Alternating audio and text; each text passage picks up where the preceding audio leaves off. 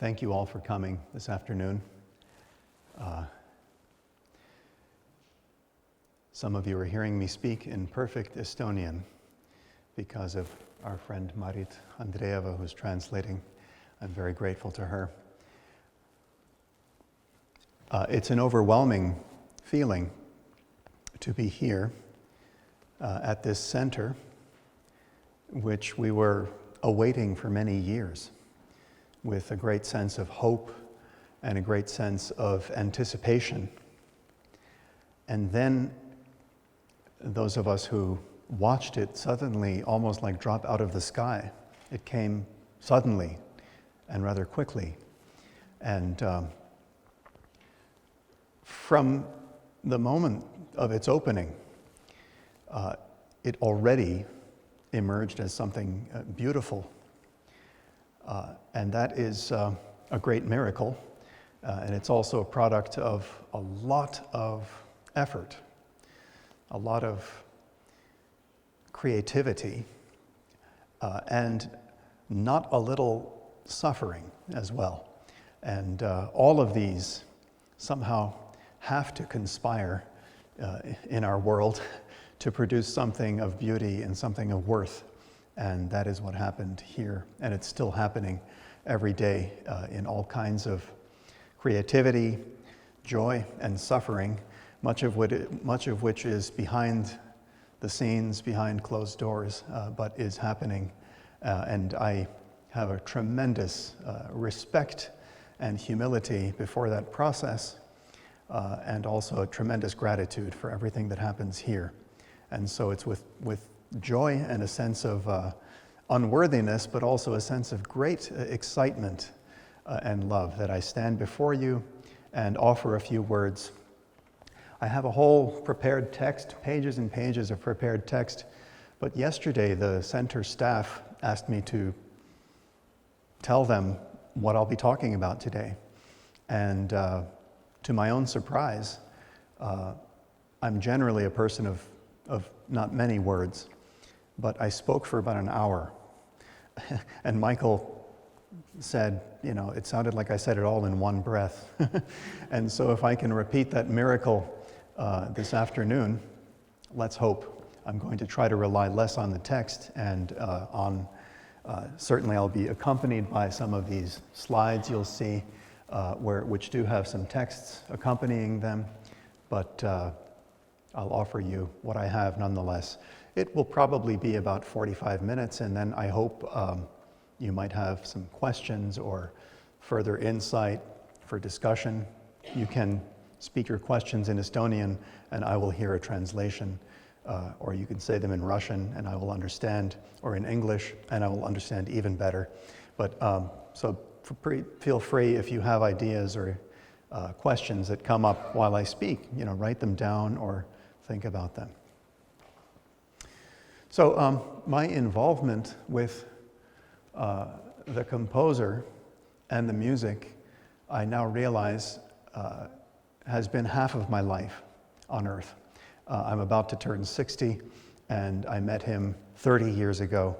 Before I even heard his music, I met him and then heard his music not long after, and it's been a different life ever since. Marked in ways that have been accompanied by his music.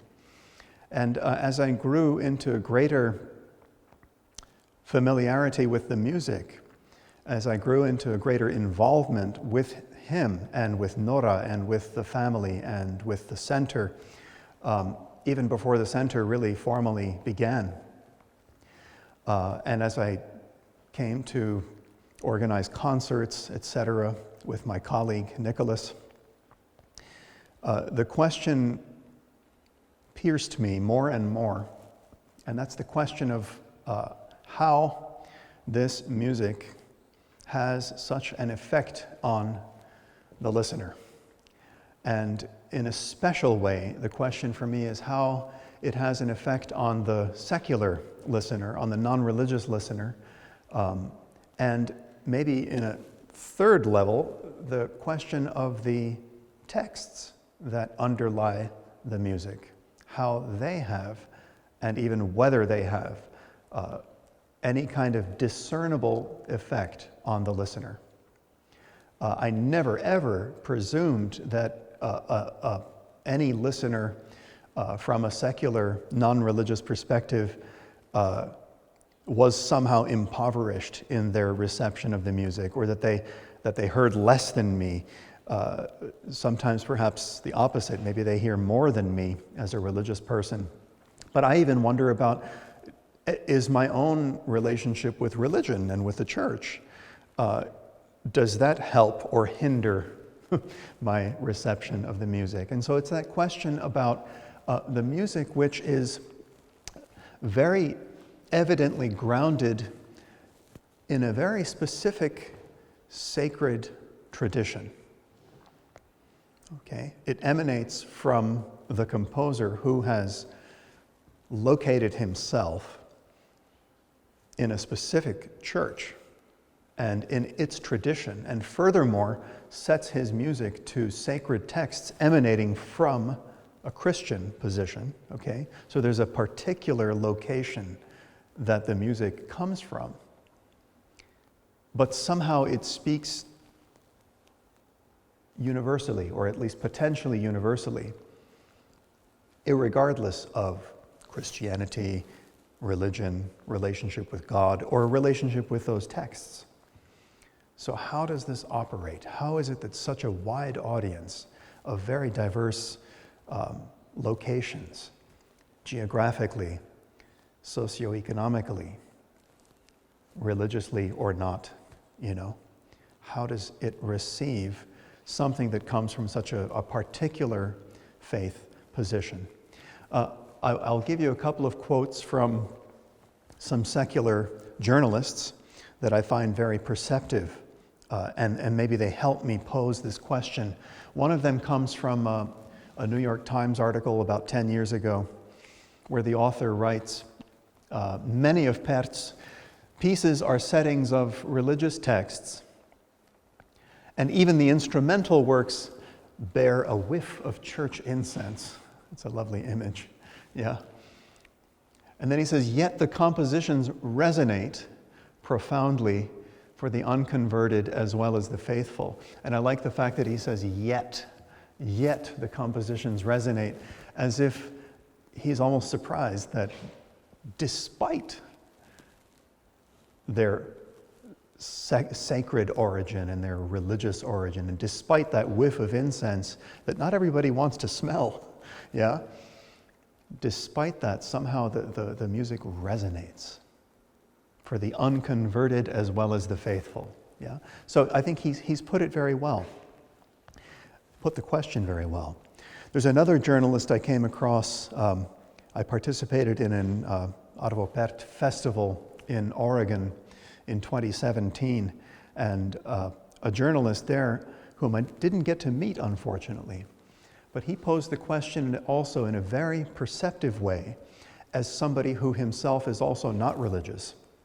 And he asked himself, by listening to this music,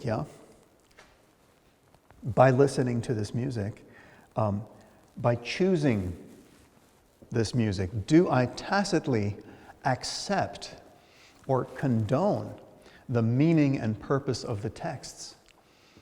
So obviously this is a person of real integrity and thoughtfulness who poses such a question. Anybody else could just say, I don't care. But he cares. He cares. He takes the texts seriously, and he wonders, is he taking them seriously enough? And does he have to somehow, is it unfair to listen to and receive this music if he doesn't subscribe to its textual content? And then later in the article, he says that he poses this question to a friend who says to him, you're taking this all too rationally. Just accept it in a non-rational way. Okay, so that's a provisional answer that seems to work for him for a while. But I'm going to return to him at the very end of this lecture, because he gets more specific, and I think he really gets it. He really gets something about this question of text. All right? So this really leads me into the closer inquiry of the texts themselves and what kind of an imprint they leave on the music. And then, is that imprint discernible to the listener, and how? That whiff of church incense, okay? Now, this is a question that precedes the music of Arvo Pärt very, very much. There's a long tradition in classical music history, Western classical music history, of settings of sacred text, Bach and his predecessors. Somehow, people attending a concert of Bach, let's say they're attending the B minor Mass or listening to the cantatas, perhaps because Bach is so much more part of our Western atmosphere, people are maybe quicker to dispense with the textual problem, right? Especially because many Western audiences, certainly in my native America, won't understand the root text anyway. But with Pärt, it's different, because the music somehow, as we all know, it sounds both like something perhaps familiar in some way, grounded in some kind of Western tonality, and yet also profoundly different. And it somehow penetrates us in a very different way. I'm not saying Pärt is a better composer than Bach. I mean, who could even make any kind of comparisons? But the effect in our kind of a cultural milieu is different. And this is why people listen to Bach. What you follow on even social media, people's reaction to a Bach concert. The music was beautiful. It's just simply beautiful. The reactions after a Pärt concert are, exclusively from secular listeners, non-religious listeners. It was spiritual. It was spiritual. It was a spiritual experience, right? Spiritual, not religious, but spiritual. So whatever people mean by this term, spiritual, that somehow it takes them outside of themselves. It makes them aware of something greater than themselves. It is transcendent. It is oceanic. It is, and it somehow makes you see yourself in a different light. In all of these different ways, for different listeners, how can we know what somebody means by spiritual? But these are just suggestions of what they might mean by spiritual. So once you've said the word spiritual, then at least my mind goes to, okay, so how does spirituality convey itself through the medium of sound? How does spirituality convey itself through the medium of composed music? And the text has to be a large part of the answer. Why? Well, for several reasons. So I did a very simple kind of account of the post-1976 compositions, and 80% of them are set to text, roughly. Okay, it's music that's committed to text. Whether the text is actually heard or not, we'll get to that in a moment. But 80%, okay, you can think of, in fact, some of the very, very popular early compositions are not set to text. Alina, Spiegel, Im Spiegel, Tabula Rasa, Cantus, these don't have a textual foundation, and they have emerged as some of the enduring classics, But the vast majority of his work of the Tintinnabuli era is texted. And of the texted compositions, virtually all of them are set to sacred text. There are a few exceptions where there's text that is not explicitly from either scripture, Judeo-Christian scripture, liturgy, composed prayers, or spiritual compositions like Adam's Lament or whatever. So everything virtually that has text is sacred text. Sacred music composer Arvo Pärt is how people refer to him. It's sacred music, right? By virtue, at least, of the text. So you have this kind of statistical evidence, as it were. And then, as the diaries are gradually, in this very beautiful way, unfolding before us, very subtly, the family is giving us some hints about his musical diaries and some of the quotations that are already available to us. And within those, texts come up a lot in this very, very exalted way, right? This is typically short saying that says a whole volume. The words write my music. On the one hand, this is a profoundly humble statement. In a way, the composer is, as it were, stepping aside and giving place to the words and giving them this status of the origin of his music.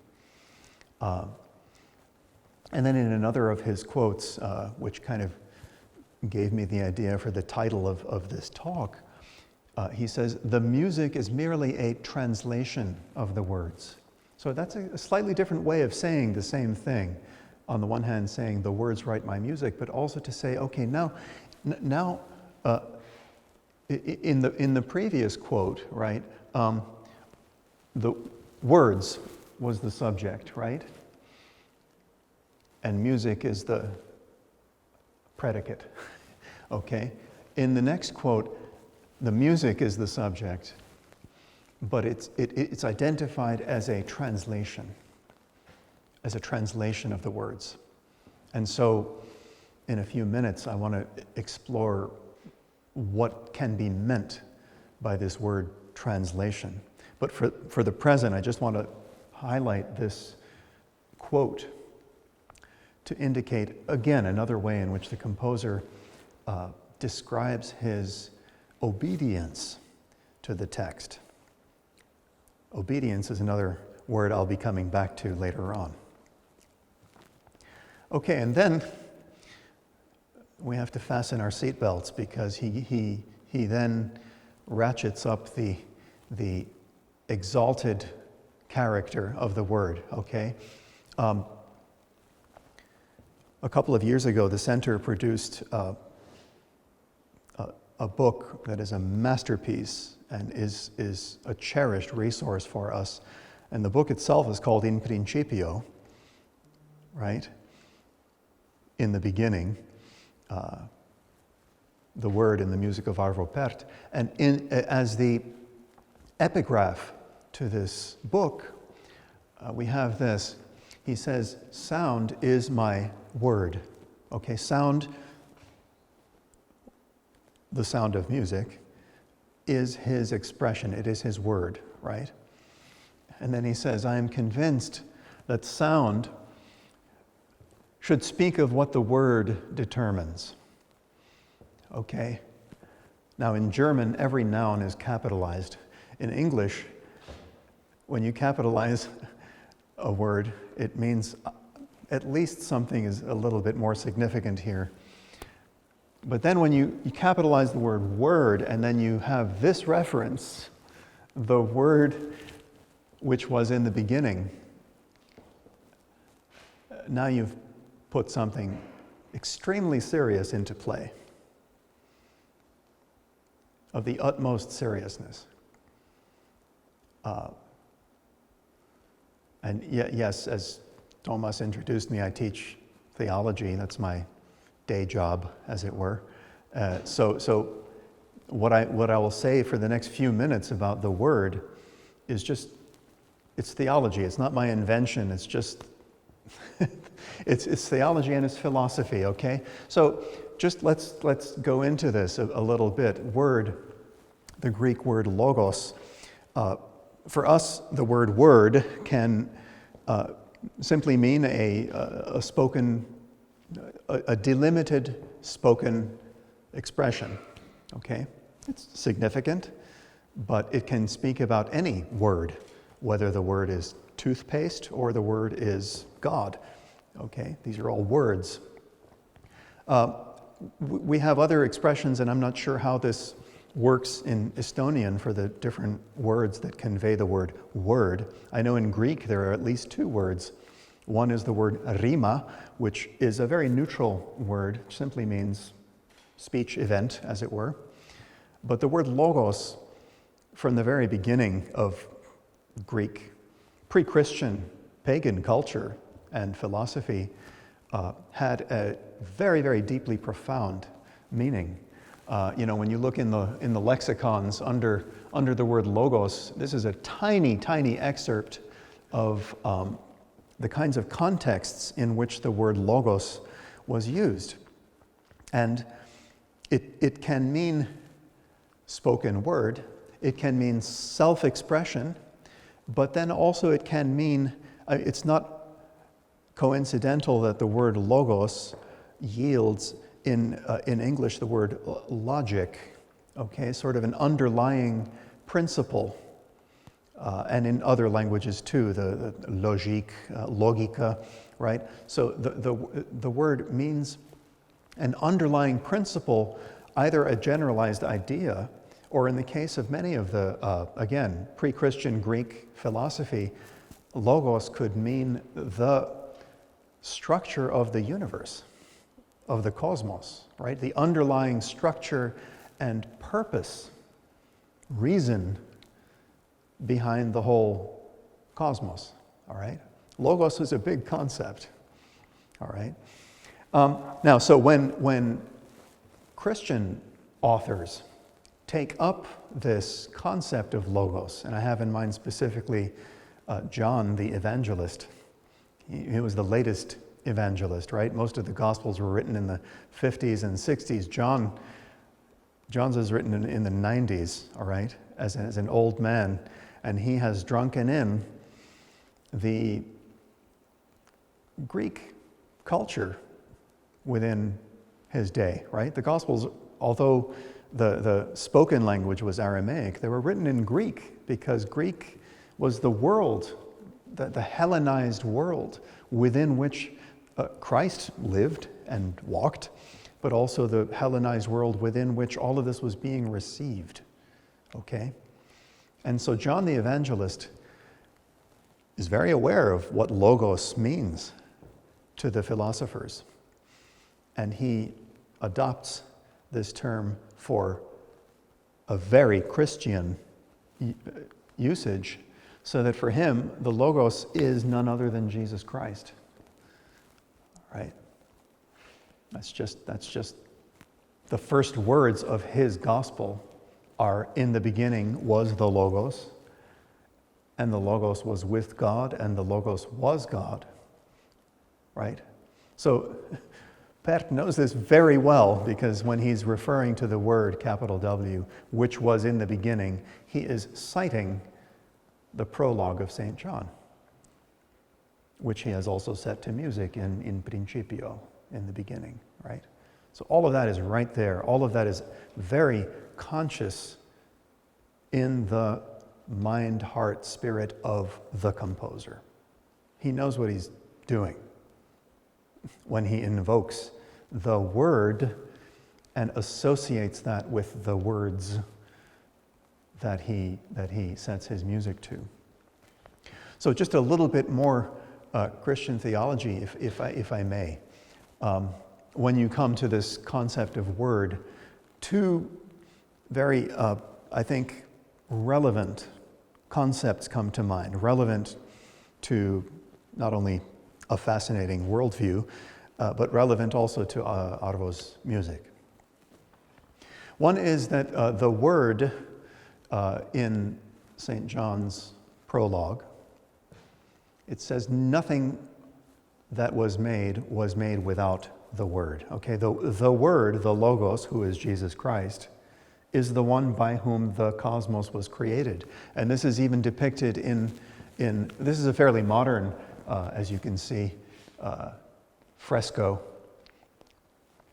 But you see examples like this in the 12th, 13th centuries as well, that the universe is being shaped and formed by none other than Jesus Christ. We know this is Jesus because there's already a cross in his halo.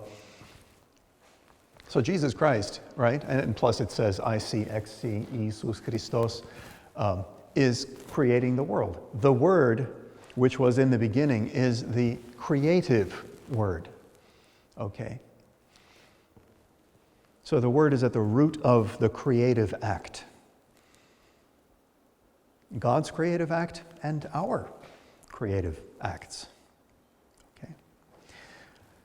Secondly, when we think of word, even when we think of words that we speak, there's the concept of word as self-expression. And so the idea is that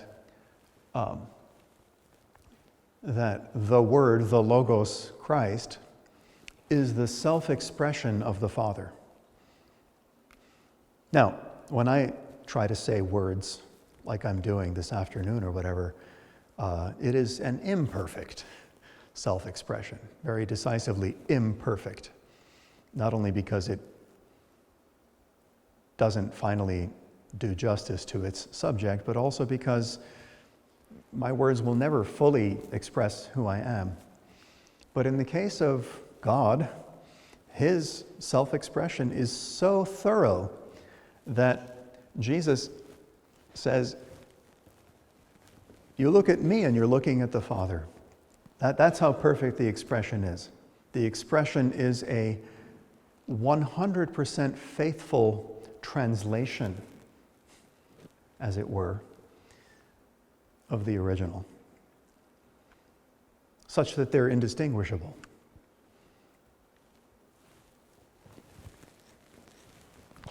So that's important too, I think. And with this, I think we will leave Christian theology as such, but I would say this, that the words that we say and the expressions we make over time, whether they're spoken or written, we say a lot of different things, and some of them are truer than others, and some of them are, as it were, truer to God than others. And over time, all of the different texts written by human beings, whether these texts are writing history, or whether they're writing poetry, or whether they are writing, essays about this or that, or whether they are writing science, some texts emerge over history as sacred. Some texts emerge and somehow stand the test of time, whether they're ancient, hundreds of years BC, before Christ, or whether they're more modern, such as the words of Saint Silouan or Saint Sophrony. These emerge within Christian understanding and Christian reception as sacred. Sacred somehow means set apart.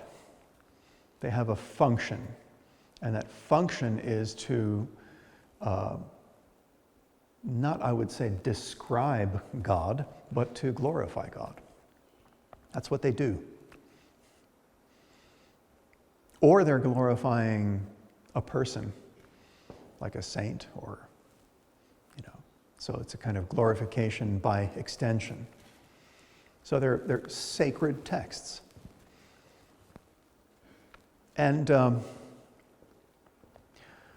that name of sacred text has become a kind of a common way to refer to these texts, whether one believes in them or not, whether one believes in God or not. One still identifies, the Psalms, the prophets, the Gospels, the liturgies. Oh yeah, that's a sacred text. It's just kind of a technical term to describe them. But my point now, in saying all of this and including the theology, including the statistics about all of the texted composition, including the words that Arvo speaks about the texts, my point is that for him, these texts have an importance that is impossible to exaggerate.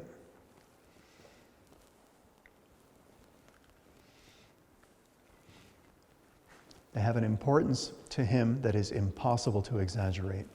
And so you hear other quotes from him. He says, they are not to be treated as literature, but as points of reference.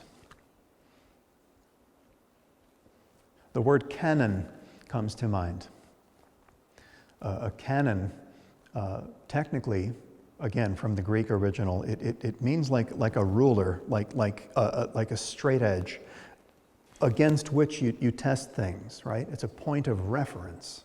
So these are canonical, in this sense, writings. They are points of reference.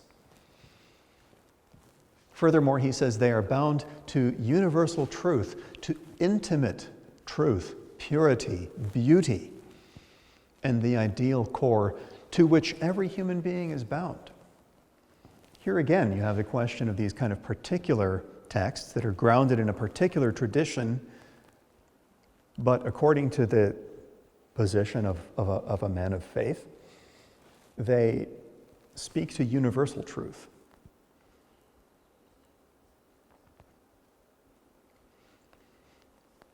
And they speak to universal truth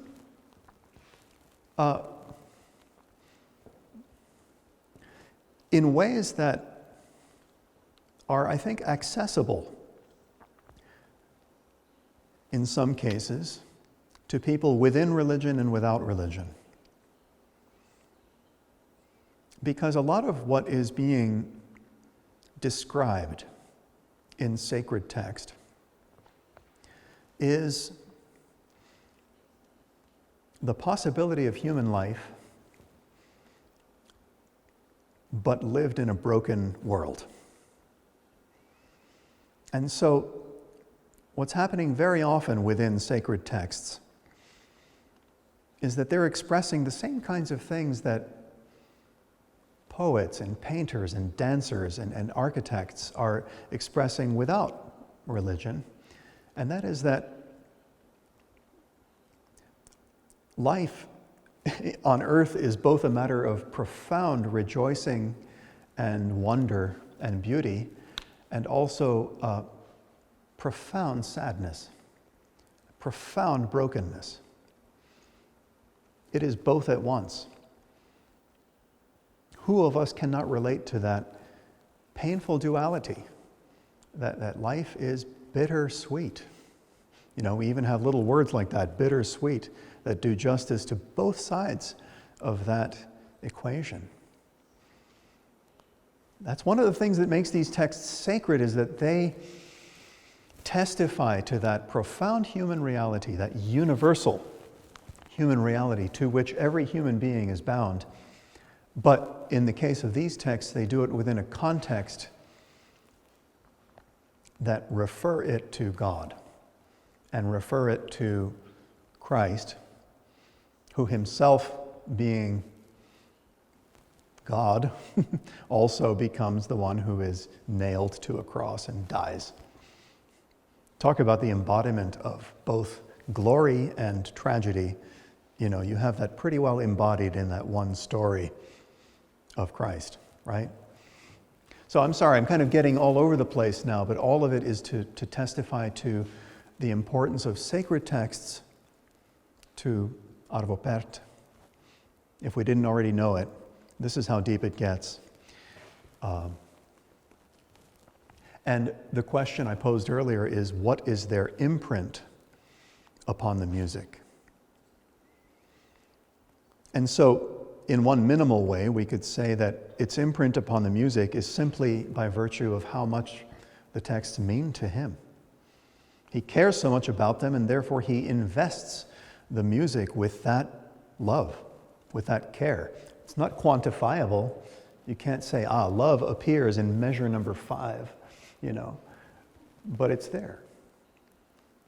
And I would say that love, combined with his undisputed compositional artistic genius, right? That this is part of what makes the music unbelievably beautiful and penetrating, effective. You could stop right there, but I'm supposed to talk a little longer, so no, I have a lot more to say, I'm afraid. Because there's some very tangible ways in which the texts have an imprint on the music. And one of them is much studied already by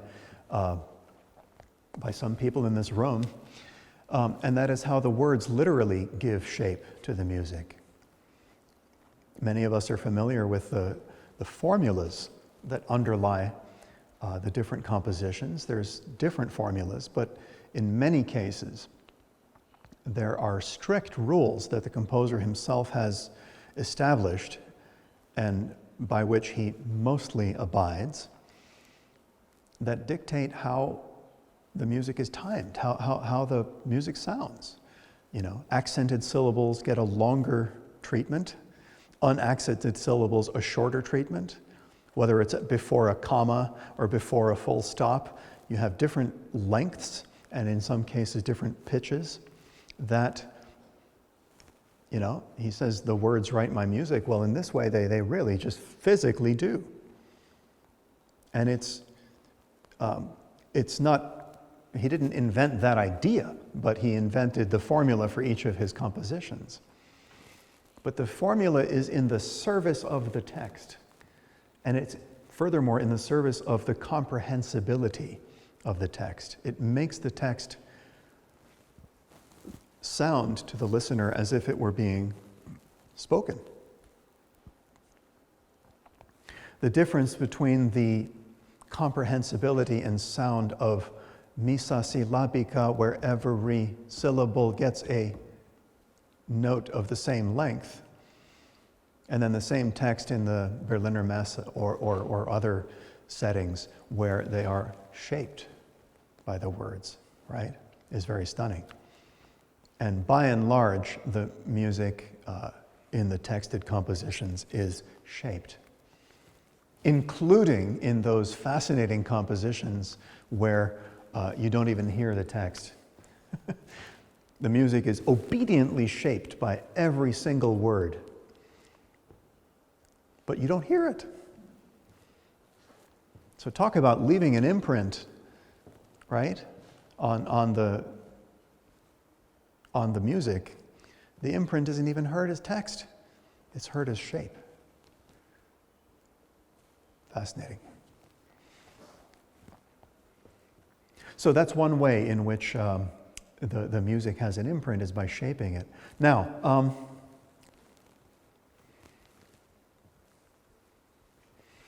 here I will.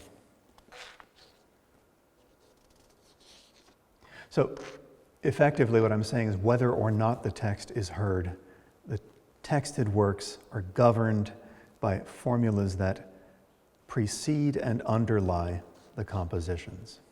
All right. Now I want to kind of push that thesis a little bit further, because it would sound as if he's just kind of composed some mathematical formulas, and then once he's done that, the music simply writes itself and there's no kind of creativity involved. We all know that's not the case. Now, the composition Passio has been much analyzed, and justly so, because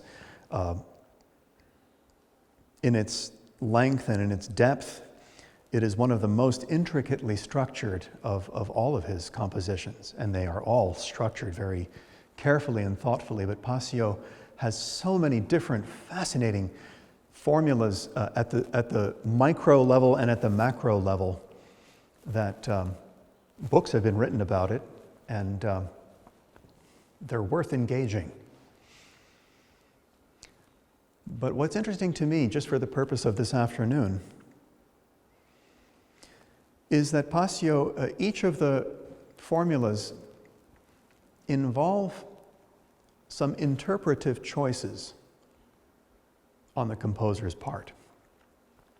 Take, for example, you have four kind of main voices in Passio. You have the evangelist, you have the crowd, or turba, you have Jesus, and you have Pilate.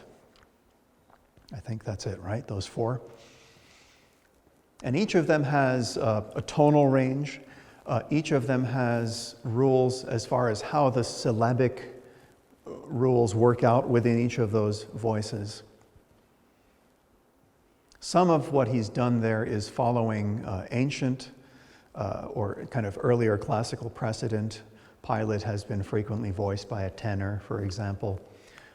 But in the Passio, these are hermeneutic choices. In other words, they're interpretive choices. This is the composer reading the text. And he's giving us a Pilate whose voice and the jagged intervals, all these minor sixths and an inconclusive sound to Pilate's utterances. Pilate is someone who's struggling with these ultimate questions. He can't figure out who Jesus is, and that's expressed musically.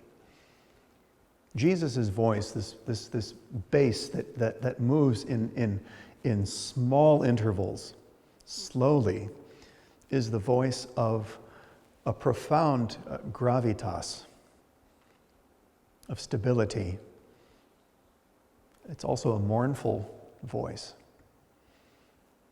The crowd is an aimless group of people. They don't know what the heck is going on.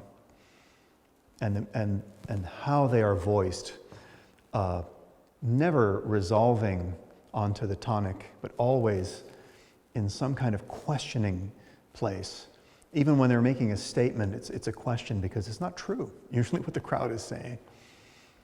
And then the evangelist, which is this very measured, sober narration of a story which is a grim story.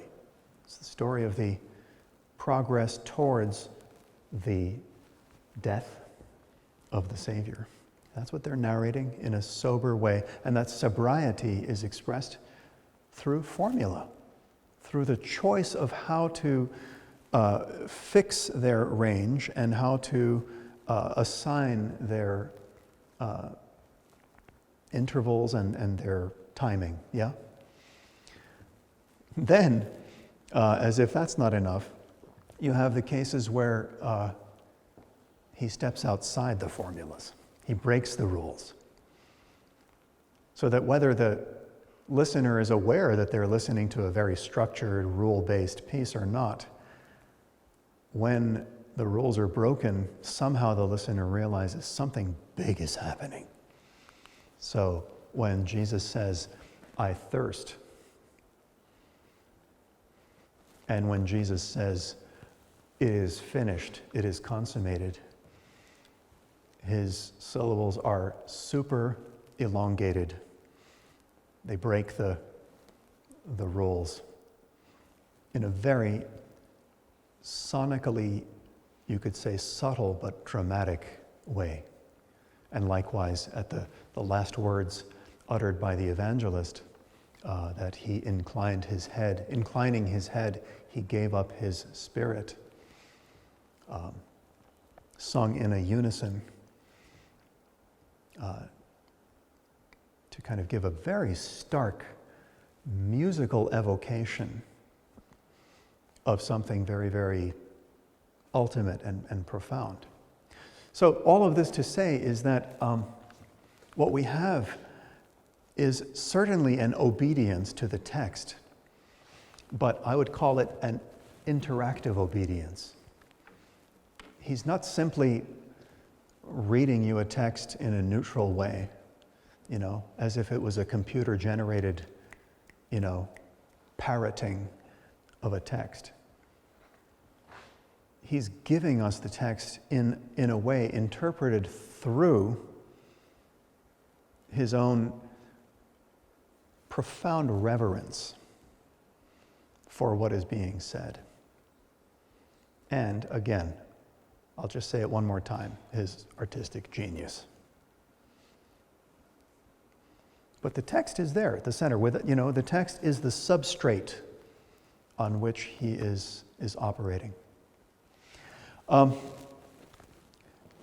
would like to just say a few things about translation, since that, we put that word into play, especially when Arvo himself did by saying the music is a translation of the words. When we think of translation, there's different levels that we can think of it. On the one hand, every act of communication is a translation of a thought or of an idea. So there's already a translation, there's a movement from idea, thought, principle, whatever, to spoken word. That's a translation. Then we often think of translation, you hear the word translation and you think of linguistic translation, where the word яблоко is translated as apple, just word for word. Okay, and you made another journey, right, from language to language. You have a source language and you have a destination language, yeah? And I've thought about this etymologically, the words we use for translation, I don't know what the word in Estonian for translation is, but at least in Latin and in Russian, you have this very clear root of journey, right? It's a journey from one place to another. So in the case of language to language, you have either word for word translations, or you have idiomatic translations where one idiom is translated by another idiom, And there's always, the journey is a vulnerable journey. You're never quite sure that it is so dependable that what I say will either express my thoughts, that what I say will make its way into you, even if we speak the same language. And even more so if we speak different languages, what will convey itself? Yeah? It's that question. I came across a lovely quotation from a contemporary author, a fantasy author. He says, every act of communication is a miracle of translation.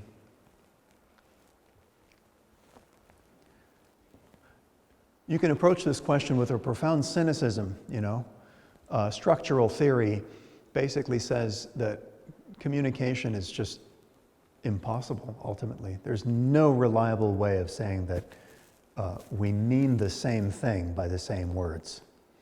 Words are mere symbols, and their evocative potential is very limited. That would be a cynical approach to communication. Here's a more hopeful one. He asks the question, right? Who can say if the thoughts you have in your mind as you read these words are the same thoughts I had in my mind as I typed them?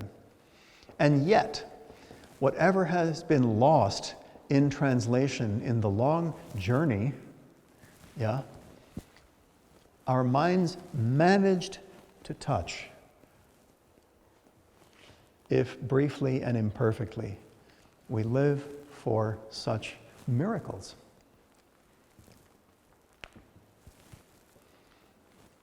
And as soon as I read that, I thought of another of Arvo's classic sayings. He says, moments of recognition between composer and listener happen somehow. And he gives this beautiful image of people sitting in two passing trains. You only make out the person in the other train during a fleeting glance through the window. We composers have our path to follow and the listener theirs. The artist also is just a traveler. A traveler, again, this journey, right? and the listener too, and still we meet. Somehow, yeah, in a way that we can never fully grasp or quantify, we meet through music, let's say.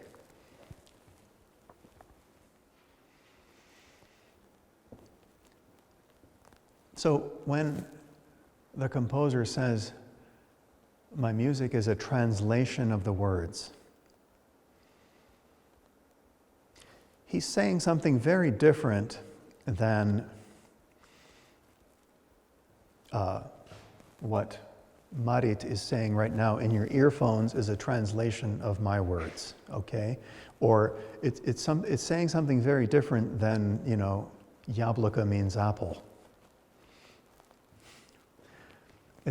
We have different expectations of verbal translation than we do for artistic translation. Artistic translation is a very different thing. And what it is, it's translation through abstraction. It's not word to word. It's word to painting. It's word to sculpture. It's word to poetic word.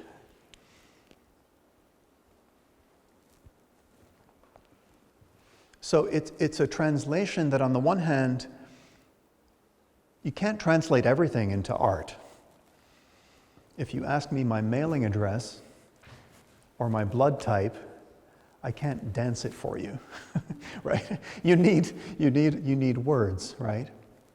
But if you were to ask me how I feel when I see the sunshine this morning for the first time in 10 days of dark Estonian winter, I might, if I were a more creative person, I might be able to express it poetically, or if I were a better composer, I could express it musically, And it's a different kind of translation. I want to turn to several artists have spoken of their work, of their art as translation.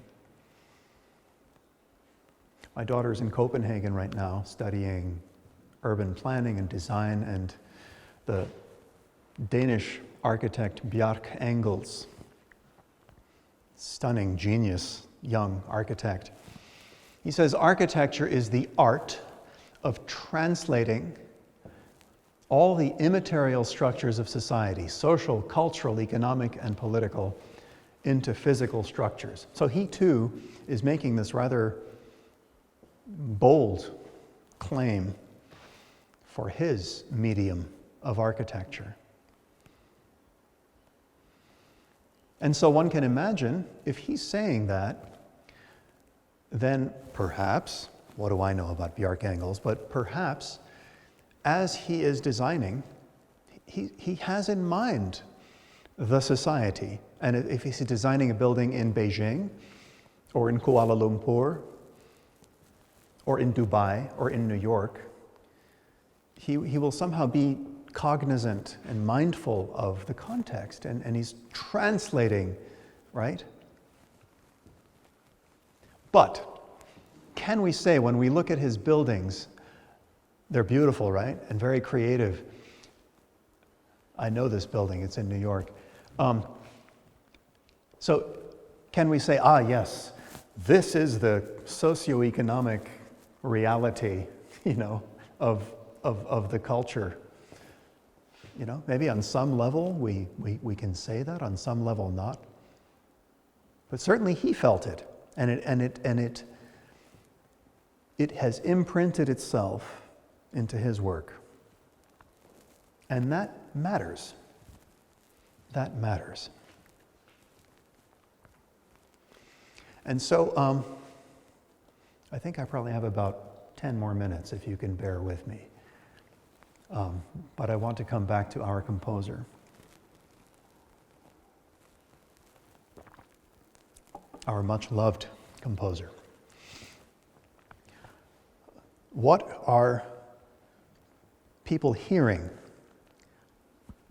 in his work in any way that is relatable to text. And the answer to that question, there are as many answers to that question as there are listeners. And for each listener, the answer to that question is different depending on the composition, depending on what language the composition is in and what language the listener speaks, depending on how prominent this heard text is, okay?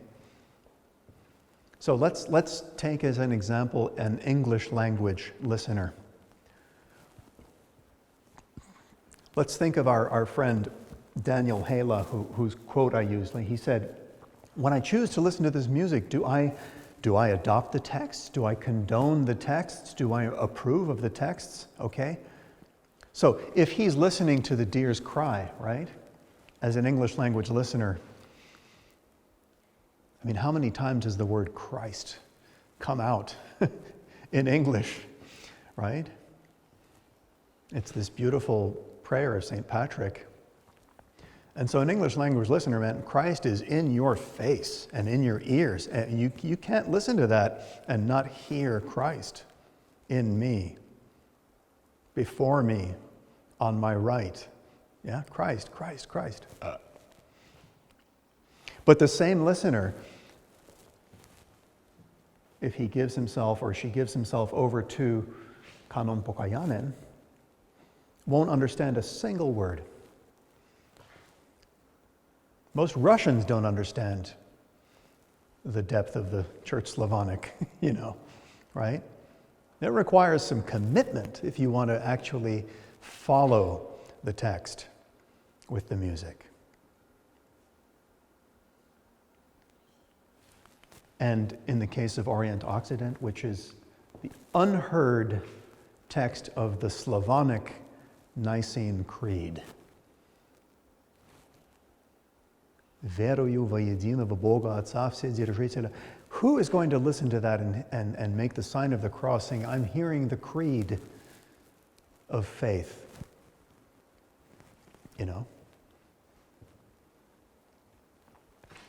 And yet, okay? And yet these texts would not exist without these compositions would not exist without the text. They would not exist without the composer's reverent, obedient love for the texts. In some case, the text its imprint is very clear. In some, less so. I will tell you myself. I told you at the beginning of this talk that I've known and loved the music for 30 years. I would say, and this I say as a confession before you, that it took me at least 15 or more years to actually turn my attention to the texts. I was doing just fine adoring the music without the texts. So its imprint was made on me, still a religious person back then too, but I wasn't hearing necessarily the text so much. And for me, it was a revelation when I really turned to the text and followed the music with it. It's a different experience.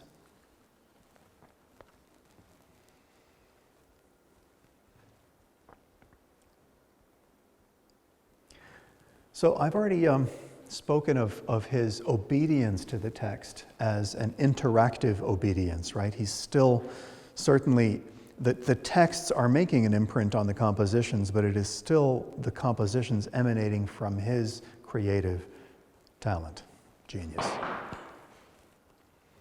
There's two more places I want to go, and then I finish. And one is, by now, this rather increasingly well-known paradox of bright sadness.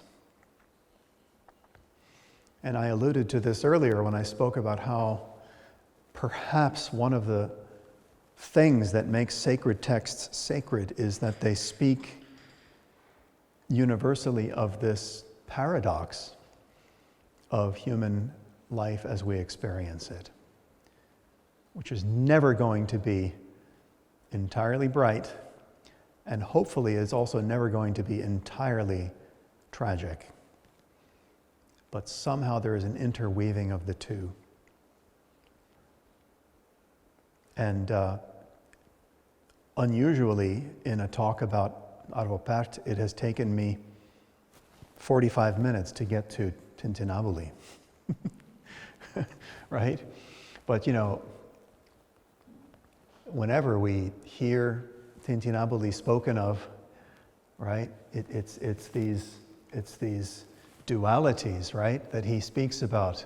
The one voice is suffering, the other is consolation. The one voice is sin and the other is forgiveness of sins. The one voice is vulnerability, the other is stability. He gives these binaries, right?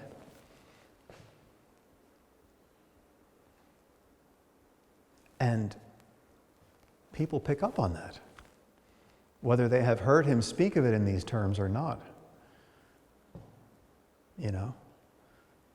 That's what's so beautiful is people. I remember playing Tabula Rasa for a friend of mine back in the early 1990s, secular friend.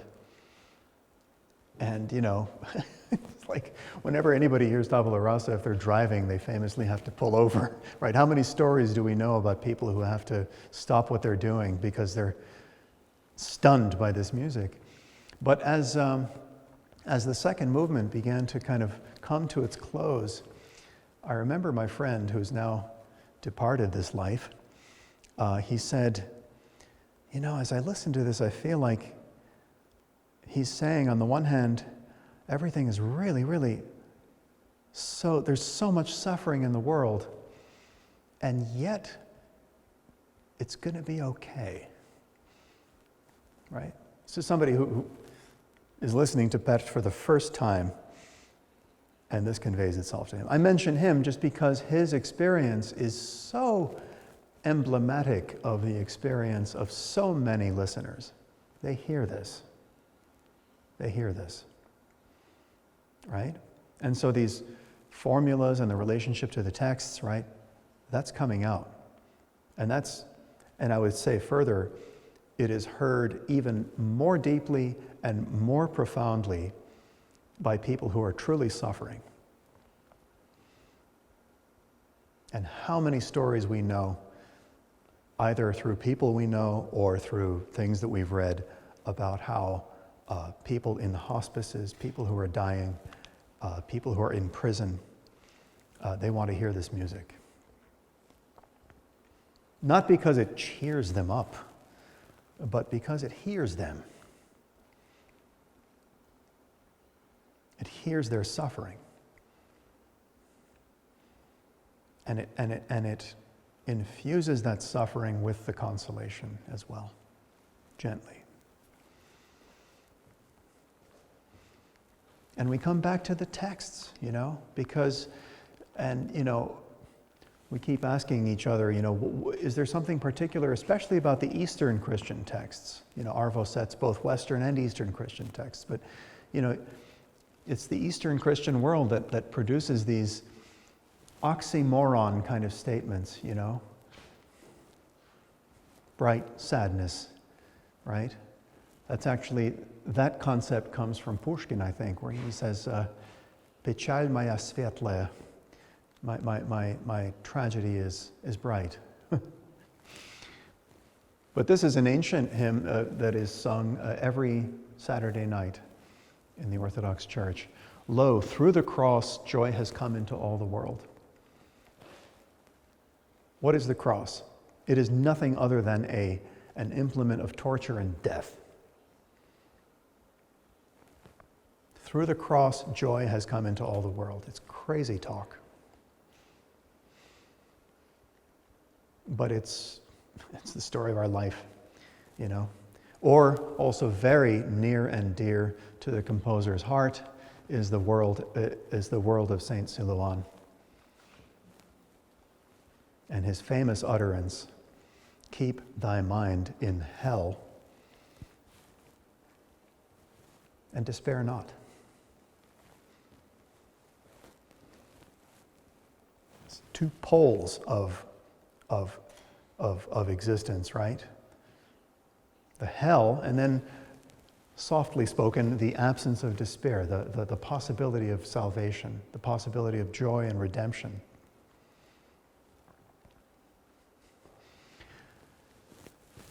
Silouan's disciple, Father Sophrony, who has just been canonized as a saint.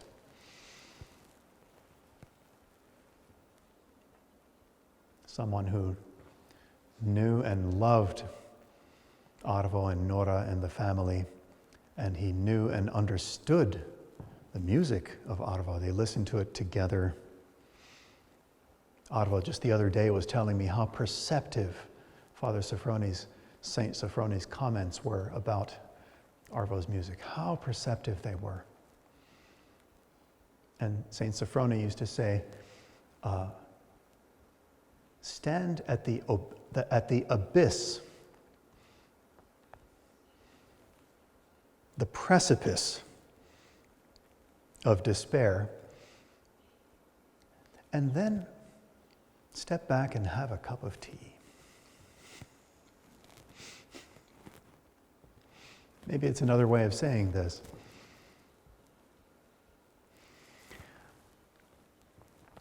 So, obedience, reverence, devotion. And I would ultimately say that what we're hearing when we hear Arvo's music, when it comes to the texts and their imprint, is we're hearing, at least, if we're not hearing the content of the text, we are hearing the composer's reverence. We are hearing the composer's devotion.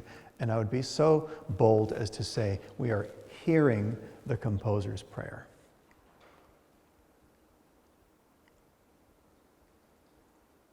Whether we pray or not, whether we're religious or not, whether we're strenuously anti-religious, it is indisputable that we're hearing this.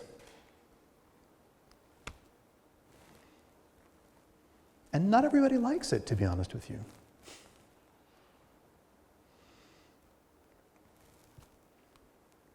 But those who like it or love it are going to tend to use words that hint at this, whether they are secular or religious or whatever. I'm going to close with a quote from Hela. This is the guy who said, again, by listening to this music, do I condone its texts? And then his friend says, just don't be rational about it. Let it reach you in another way.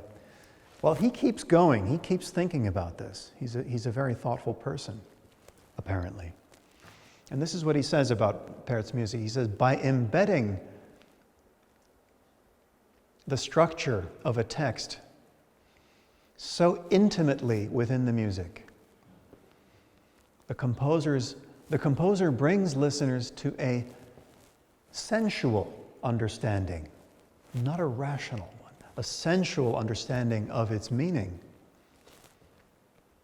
And so they witness the vivification of the word. The word has been given life in this way. And he calls it a mystical experience. He's right.